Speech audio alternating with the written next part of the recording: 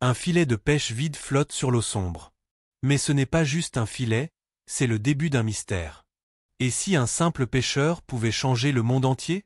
Son nom était Simon, mais bientôt il deviendrait Pierre. Comment un homme ordinaire devient-il le rocher d'une foi nouvelle? Qui était vraiment Pierre l'apôtre? Simon vivait près du lac de Galilée avec son frère André. Chaque matin, ils jetaient leurs filets dans l'eau. Ils attrapaient des poissons pour nourrir leur famille. Mais un jour, tout a changé pour toujours. Un homme nommé Jésus est monté dans leur bateau. Simon, lance ton filet dans l'eau profonde. Maître, nous avons pêché toute la nuit sans rien attraper. Mais si tu le dis, je vais essayer encore. Le filet est devenu si lourd qu'il commençait à se déchirer. Des centaines de poissons brillaient dans l'eau. Simon est tombé à genoux, tremblant de peur. Éloigne-toi de moi, je ne suis pas assez bon. N'aie pas peur, maintenant tu attraperas des hommes. À ce moment, Simon a tout laissé derrière lui. Pourquoi un pêcheur abandonnerait-il tout pour suivre un inconnu? Pierre a commencé à voir des choses extraordinaires. Jésus touchait les malades et il guérissait aussitôt. Un homme possédé criait dans la synagogue. Jésus a parlé et l'esprit mauvais est parti. La belle-mère de Pierre était très malade avec de la fièvre. Jésus a pris sa main et la fièvre a disparu. Elle s'est levée et a préparé le repas pour tous. Comment Jésus faisait-il ces miracles impossibles? Pierre apprenait quelque chose de nouveau chaque jour. Jésus racontait des histoires courtes avec des leçons importantes. Le royaume de Dieu est comme une petite graine. Elle pousse et devient le plus grand des arbres. Pierre ne comprenait pas toujours ces histoires mystérieuses. Maître, explique-nous ce que tu veux dire. Mais chaque explication ouvrait de nouvelles questions. Un jour, Jésus a emmené Pierre sur une haute montagne. Avec Jacques et Jean, ils ont grimpé jusqu'au sommet. Soudain, le visage de Jésus brillait comme le soleil. Ses vêtements sont devenus blancs comme la lumière. Moïse et Élie sont apparus à côté de lui. Pierre tremblait de peur et d'émerveillement. Construisons 3 abris ici sur la montagne. Une voix puissante a résonné depuis un nuage brillant. Voici mon fils bien-aimé, écoutez-le. Pierre est tombé face contre terre, terrifié. Jésus l'a touché doucement et l'a relevé. Qu'est-ce que Pierre venait vraiment de voir? Cette vision changerait sa vie pour toujours. Mais Pierre ferait aussi de terribles erreurs. Une nuit, les disciples étaient dans un bateau. Une tempête terrible secouait leur petit navire. Dans l'obscurité, ils ont vu une forme marcher sur l'eau.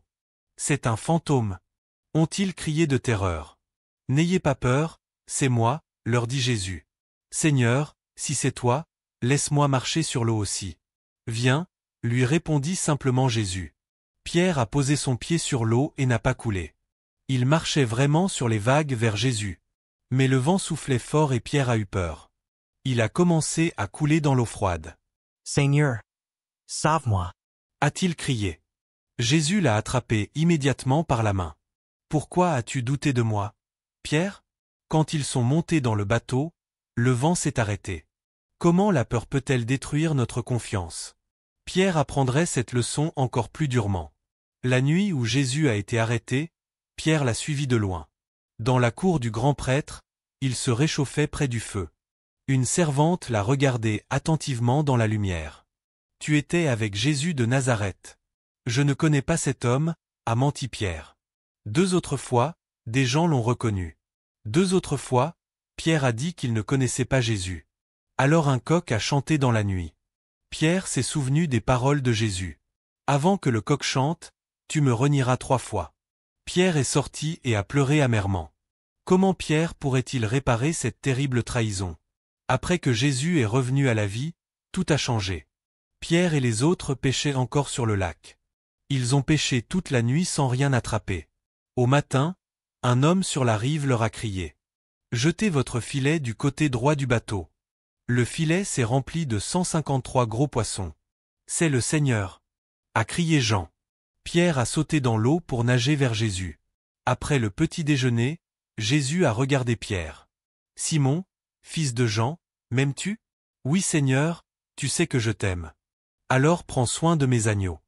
Jésus a posé la même question 3 fois. 3 questions pour effacer 3 mensonges. Pierre était triste mais il comprenait maintenant. Le pardon de Jésus était complet et parfait. Et si nos pires erreurs pouvaient devenir nos plus grandes leçons? Pierre était maintenant prêt pour sa vraie mission. 50 jours après, le vent a soufflé dans la maison. Des langues de feu sont apparues sur chaque personne. L'Esprit Saint remplissait Pierre de courage. Il pouvait parler dans des langues qu'il n'avait jamais apprises. Des milliers de personnes de différents pays l'écoutaient. Chacun entendait le message dans sa propre langue. Comment est-ce possible? Demandait la foule. Pierre s'est levé et a parlé avec puissance. Ce que vous voyez était promis depuis longtemps. Jésus de Nazareth, que vous avez crucifié, est vivant. Il est maintenant assis à la droite de Dieu. Que devons-nous faire? A crié la foule. Changez vos cœurs et faites-vous baptiser. Ce jour-là, 3000 personnes ont rejoint les croyants. L'Église venait de naître avec Pierre comme leader. Mais comment Pierre prouverait-il que ce pouvoir était réel? Un mendiant boiteux était assis à la porte du temple. Il était né avec des jambes qui ne marchaient pas. Chaque jour, on le portait là pour demander de l'argent.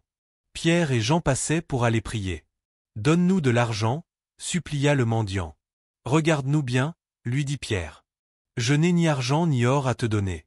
Mais ce que j'ai, je te le donne maintenant.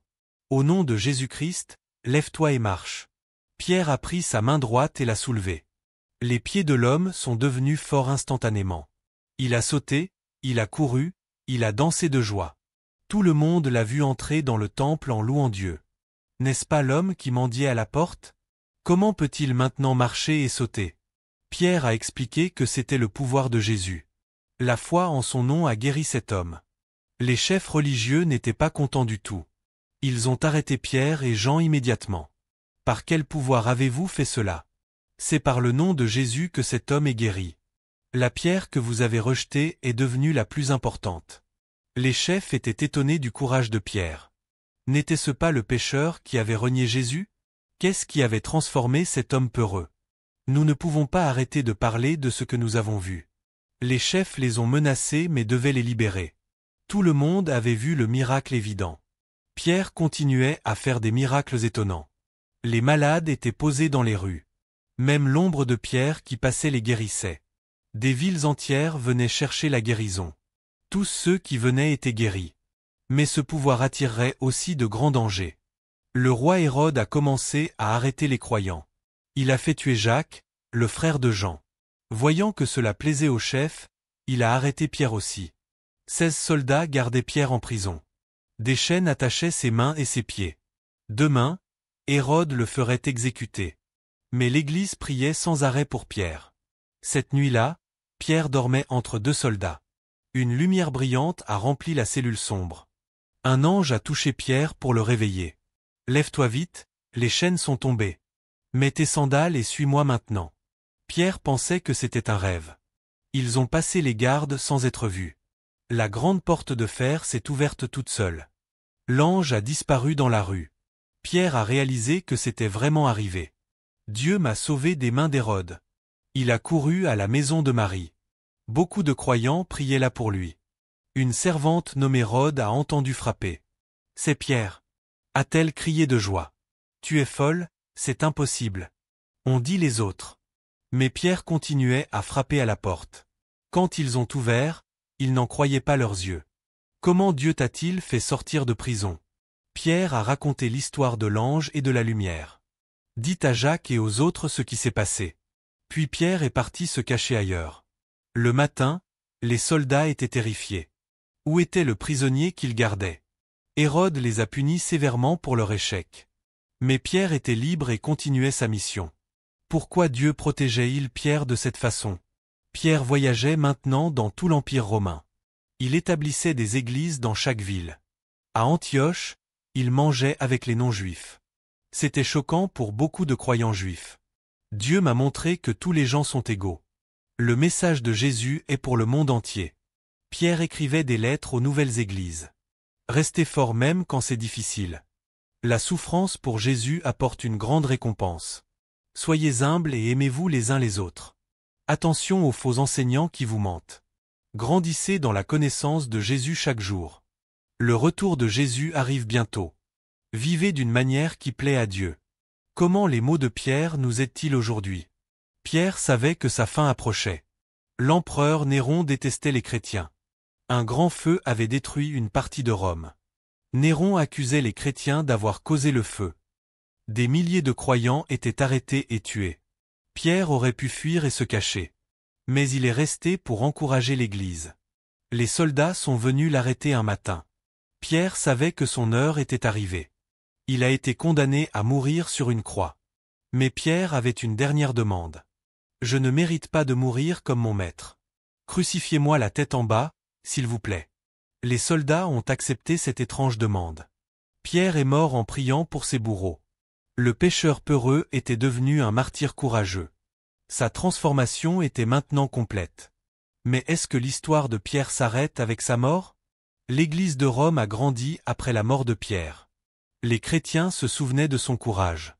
Ils racontaient ses miracles aux nouveaux croyants. Une grande basilique a été construite sur sa tombe. Chaque année, le 29 juin, nous nous souvenons de Pierre. Des millions de personnes célèbrent sa vie. Les pécheurs le prient pour leur protection. Les églises du monde entier racontent son histoire. Au Brésil, les gens allument des feux de joie. En Espagne, les bateaux sont décorés de fleurs. Au Portugal, les enfants chantent des chansons spéciales. Partout, les gens se souviennent du pécheur devenu apôtre. Mais pourquoi cette histoire est-elle si importante? Pierre nous montre que tout le monde peut changer. Ses erreurs ne l'ont pas empêché de devenir grand. Sa peur s'est transformée en courage. Ses mensonges sont devenus des vérités puissantes. Son doute s'est changé en foi solide. Pierre était ordinaire, comme nous tous. Mais il a fait des choses extraordinaires. Et si nos faiblesses pouvaient devenir nos forces? L'eau était importante dans la vie de Pierre. Il a pêché dans l'eau du lac de Galilée. Il a marché sur l'eau avec Jésus. Il a pleuré des larmes amères près de l'eau. Il a baptisé des milliers de personnes dans l'eau. L'eau représentait le changement et la nouvelle vie.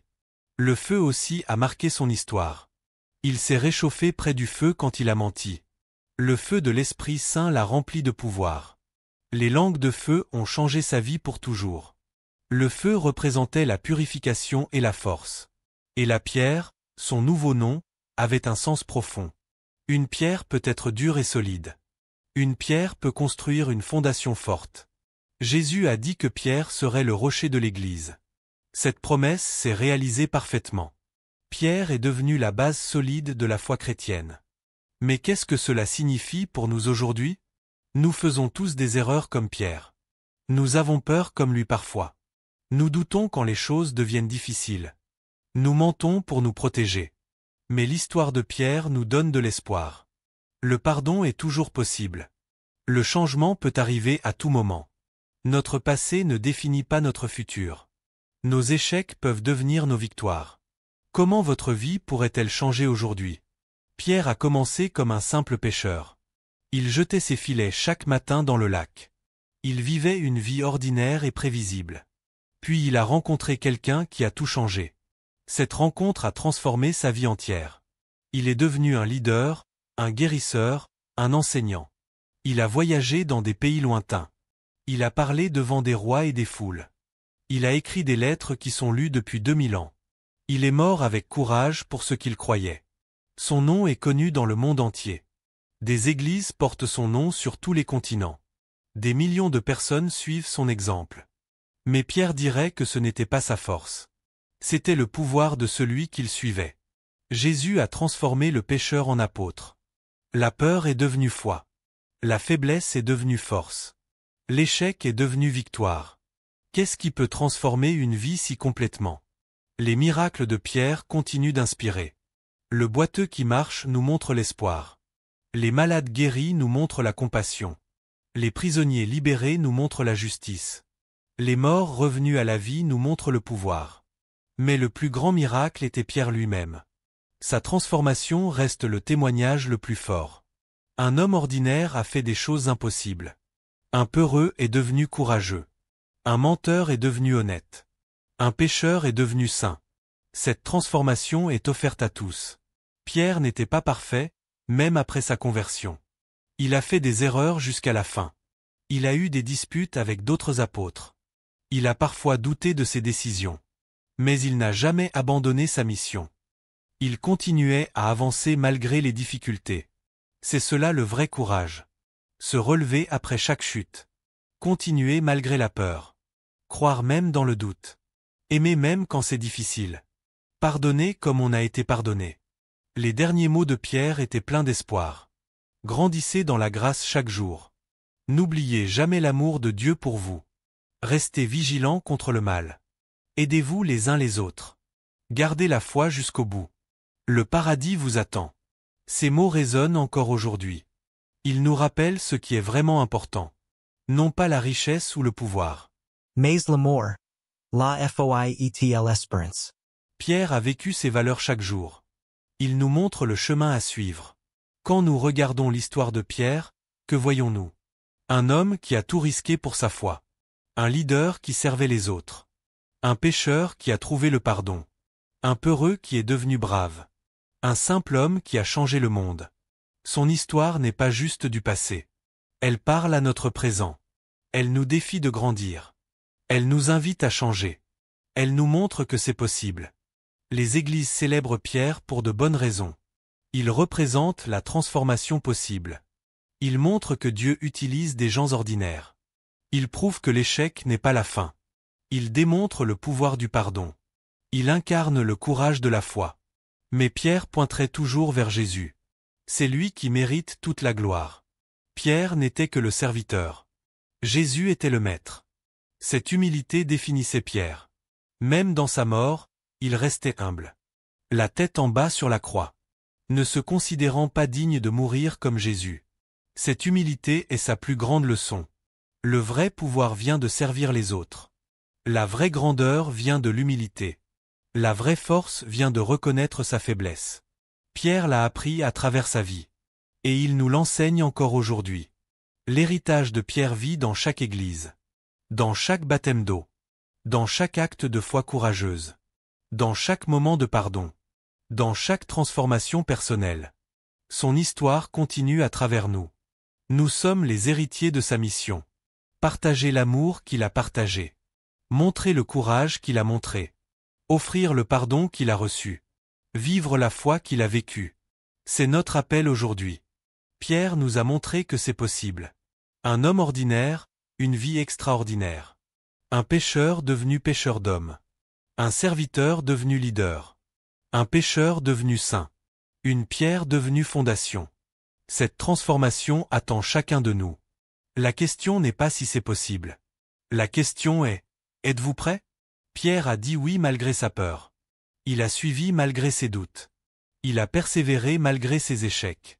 Et il a changé le monde pour toujours. Son filet vide est devenu plein. Sa vie vide est devenue pleine. Son cœur vide est devenu plein. Tout a commencé avec un simple oui. Oui à l'aventure de la foi. Oui au risque de l'amour. Oui au défi du changement. Ce oui a tout transformé.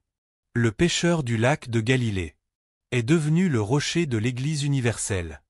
Sa voix résonne encore à travers les siècles. N'ayez pas peur, ayez la foi. Le pardon est réel et complet. La transformation est possible pour tous. L'amour est plus fort que la mort. L'espérance ne déçoit jamais. Voilà le message de Pierre pour nous. Un message né sur les rives d'un lac. Forgé dans le feu de l'épreuve. Solidifié comme la pierre. Transmis à travers les générations. Vivant encore aujourd'hui dans nos cœurs. L'histoire de Pierre est notre histoire. Une histoire de chute et de relèvement. Une histoire de peur et de courage. Une histoire de doute et de foi. Une histoire d'échec et de victoire. Une histoire de mort et de vie. Cette histoire continue avec vous. Que allez-vous faire de cette histoire? Comment va-t-elle changer votre vie? Quel sera votre oui aujourd'hui? Pierre vous montre le chemin.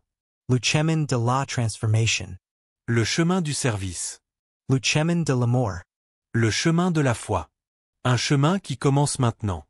Avec un simple pas de confiance. Comme Pierre sortant du bateau. Marchant vers l'inconnu. Mais marchant vers la lumière. C'est votre invitation aujourd'hui. Quelle sera votre réponse?